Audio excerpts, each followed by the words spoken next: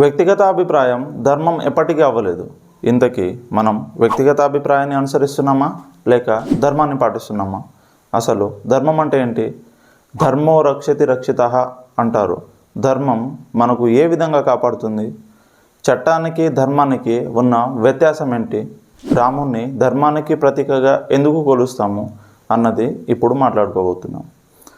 ముందుగా వ్యక్తిగత అభిప్రాయం అంటే కాలానికి తగ్గట్టు ఒక వ్యక్తి తన అవసరాలకు తగ్గట్టు తాను తీసుకునే నిర్ణయం.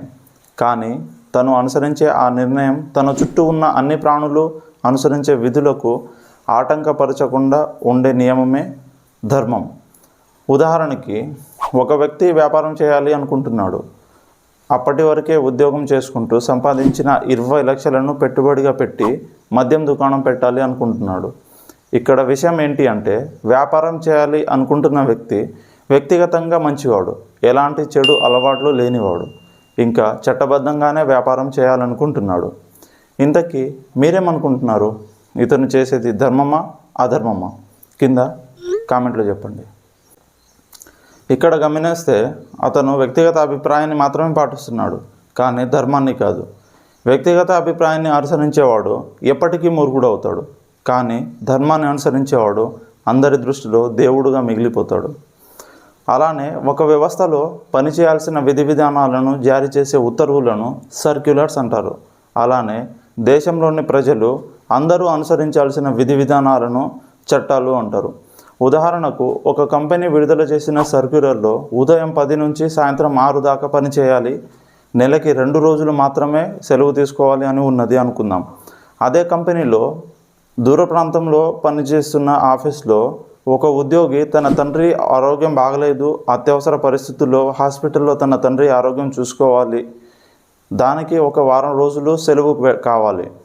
చట్టానుసారం మేనేజర్ చెప్తున్నాడు 2 రోజులు మించి సెలవు పెట్టకూడదు అని, కానీ ధర్మం చెప్తుంది తండ్రి ఆరోగ్యం కాపాడడమే ప్రధాన కర్తవ్యం అని. మీరేం చేస్తారు? చట్ట వ్యవస్థ పునాదికి మూలం ప్రపంచంలో ఉన్న అన్ని మత గ్రంథాలు అయితే ధర్మానికి మూలం వైదిక వ్యవస్థ. ఎందుకంటే ధర్మము ఎప్పుడూ ప్రాంతాన్ని బట్టి, వ్యక్తులు, అక్కడ ఉండే వనరులను బట్టి మారుతుంది.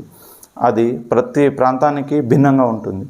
చట్టము చూసే కళ్ళను బట్టే ఉంటుంది, ధర్మము కనిపించని కామన్ సెన్స్ని బట్టి ఉంటుంది. ఇంకా మనం ఒక కొడుకుగా ఉన్నప్పుడు తండ్రి మాట వినము, తాతని అసలే లెక్క చేయము. అప్పుడు ఫోన్ చూడడం తప్పు కాదు, పెళ్ళికి ముందు రతి చేయడం తప్పు కాదు. యవ్వనంలో ఉన్నాం కదా, ప్రేమ అసలే తప్పు కాదు.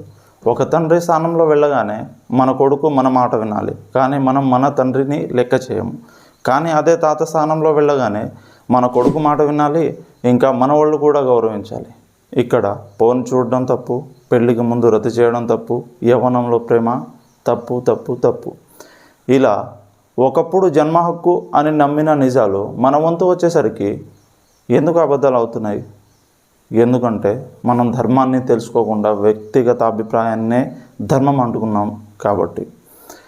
ఎందుకంటే మనకు మన పరిస్థితి తప్ప మన చుట్టూ ఉన్న వారి పరిస్థితి గురించి కానీ, చరిత్రలో ఏం జరిగింది, భవిష్యత్తులో ఏం జరగబోతుంది అన్న జ్ఞానం కానీ లేదు. ఇప్పుడు దేశంలో జరుగుతున్న హింస, అల్లర్లు అన్నింటికీ వ్యక్తిగత అభిప్రాయాలను అనుసరించే సామాజిక బాధ్యతని విస్మరించడం వల్ల మాత్రమే జరుగుతున్నాయి. The right is always right and the wrong is always wrong.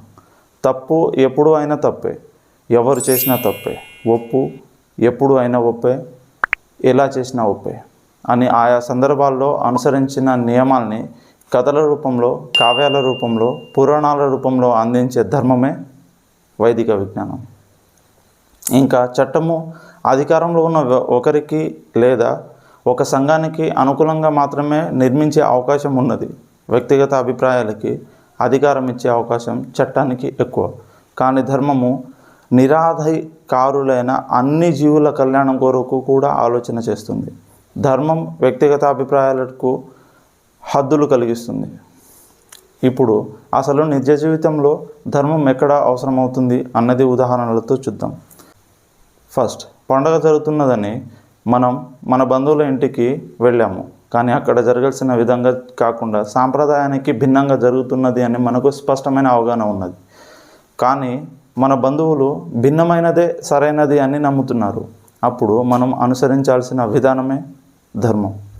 Second, మన యజమాని అసిస్టెంట్ లావాదేవీల్లో మోసం చేస్తున్నాడు, కానీ యజమాని తనను నిజాయితీపరుడు అని నమ్ముతున్నాడు. జరుగుతున్న మోసం స్పష్టంగా మనకు తెలుస్తున్నది, కానీ యజమాని తన అసిస్టెంట్ని అనుసరించమని మనల్ని ఆజ్ఞాపించాడు. అప్పుడు మనం ప్రదర్శించాల్సిన వైఖరే ధర్మం. థర్డ్, మన స్నేహితుడు మద్యపానం కోసం పర్మిట్ రూమ్కి వెళ్ళాడు, కానీ అక్కడ ఉన్న ఒకరితో గొడవ అయింది.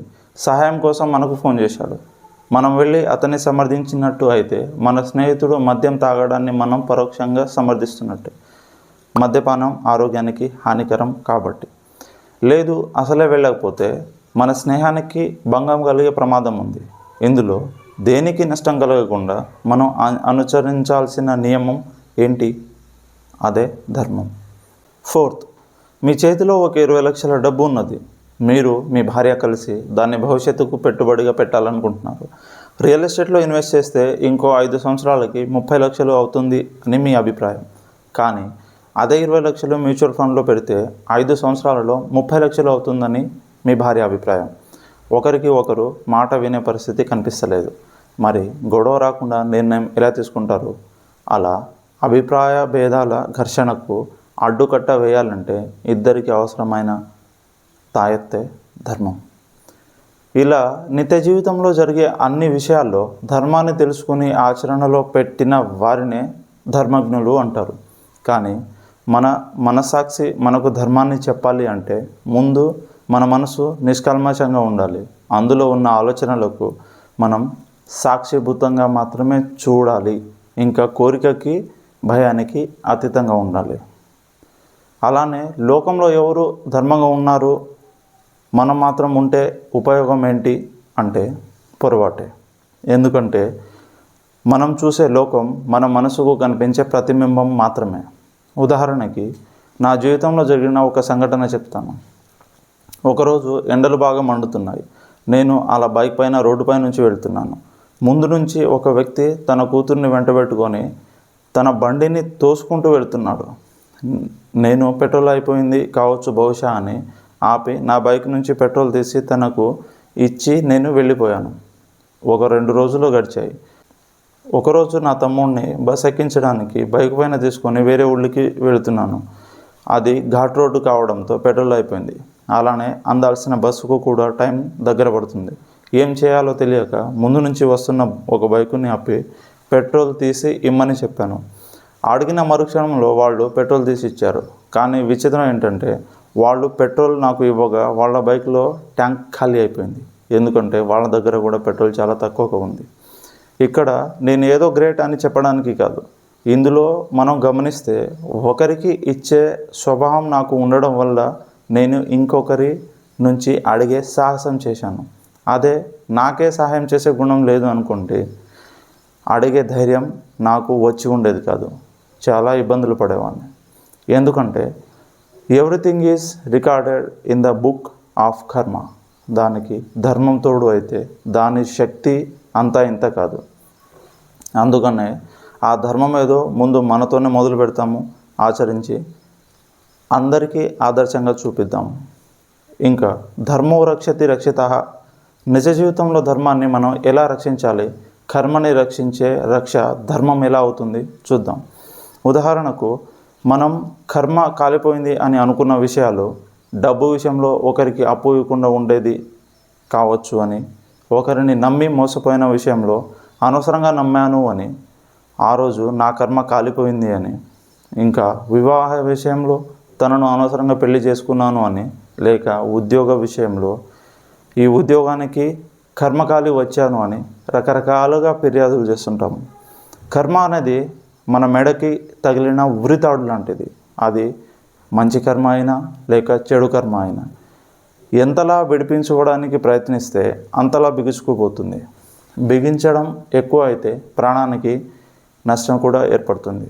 అందువలన విడిపించుకోవాలి అన్న ఆలోచన ప్రయత్నం ముందుగా విరమించుకోవాలి.